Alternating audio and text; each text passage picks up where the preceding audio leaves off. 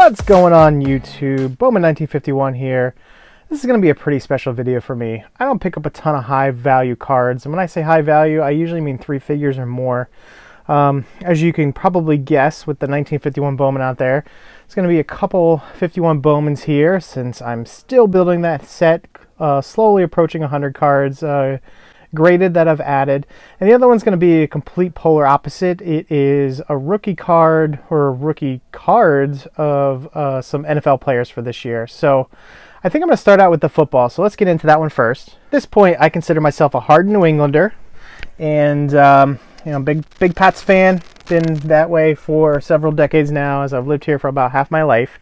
And I have become a huge Brady collector, also Julian Edelman, and a little bit of Rob Gronkowski, but I've never really dabbled in any of the rookie cards that have come out from the Patriots because Garoppolo was far too expensive at first, and I just missed out when his cards were first hitting the market, and then they just spiked big time. They've crashed ever since, but he's no longer with the Patriots. So this is a pretty big dual autograph card for me, and I added it right before preseason began. In fact, I think it was just several days before minicamp.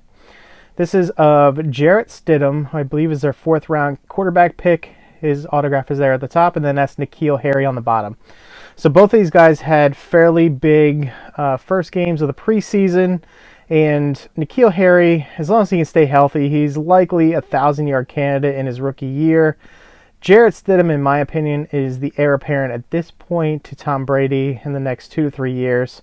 So I thought this was going to be a fairly great pickup for the whole long term. The only thing that bothers me here is how his Stidham's autograph runs off the edge there, and it does get a little sloppy. But what can you do? I mean, I got this for a really good price. And after last night's preseason game, I got on eBay, and some guy's offering $600 for this card, and another one a few $100s less.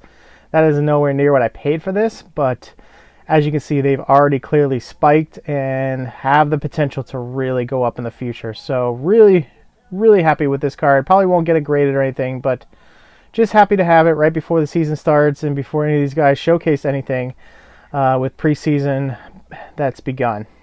So yeah, like I said, we're going to shift gears now, and we're going to head over to baseball. Both of these are going to be 1951 Bowman cards. The first is fairly significant due to the grade, so let's go over that one first. And I've realized that I want to, as you can see, this is a Boston Red Sox, Ray Scarborough, and it's actually got a pretty bad stain there on the back. But I realized for the Red Sox, and most of them that are commons, which is like 95% of them from this set, are, I want to get them in high grade. So this is a Scarborough 51 Bowman in a near mint 7.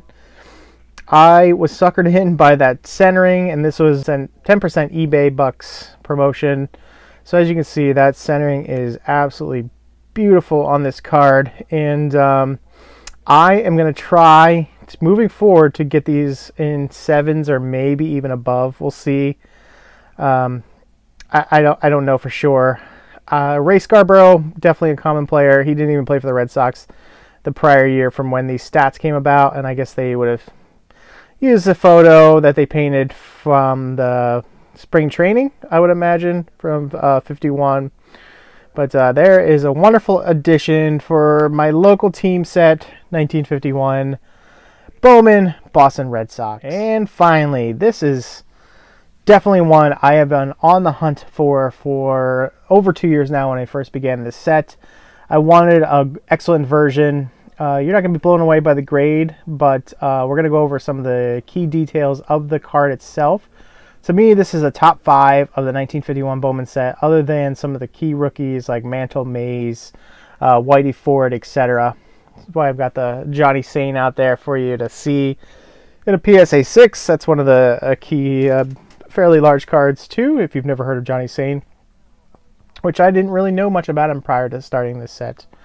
But anyway, I think we need to start showcasing this card and taking a look at some of the key details. Here we go.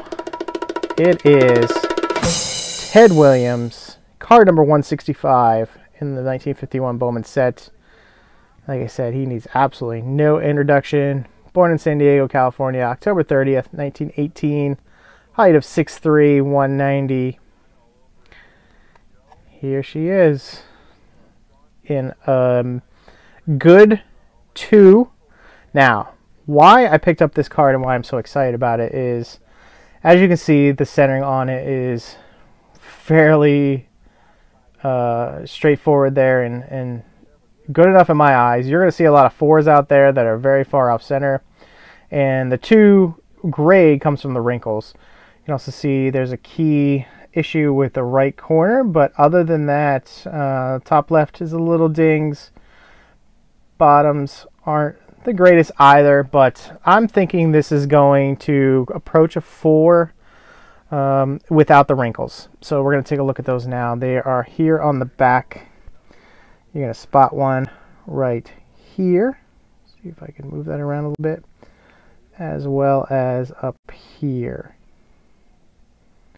So you can't see them on the front, which was really surprising to me and why I love this card so much. This has, in effect, doubled in value since I started my set a little over 2 years ago. I mean, so have the other key cards.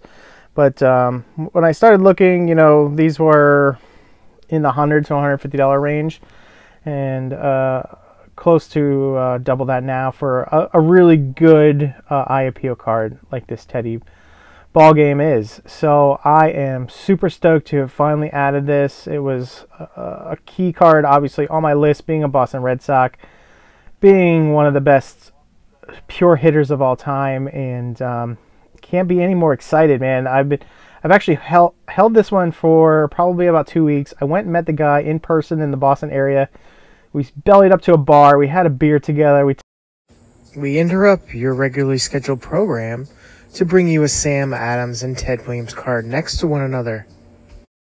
We talked cards, talked about the trimming scandals, and you know, you look at something like this and you're like, well, yeah, I guess they could trim down the corners and get it up to like a 4 or 5. We get that wrinkle in the back. I don't know if Gary Moser could get something like that out, but man, I mean, there's no reason to improve upon this. Maybe someday, but right now I'm extremely happy with, you know, the card that I picked up. So going back in terms of like history of Ted Williams and my grandfather, right before he passed away, I had an interview with him where we talked about the war and how excited he was as Ted Williams as a kid, and he was his favorite ball player growing up. So this has a huge connection to me from the past. So not only being a Red Sox, but also with my family, and yeah, just even getting a little emotional about it. So whew,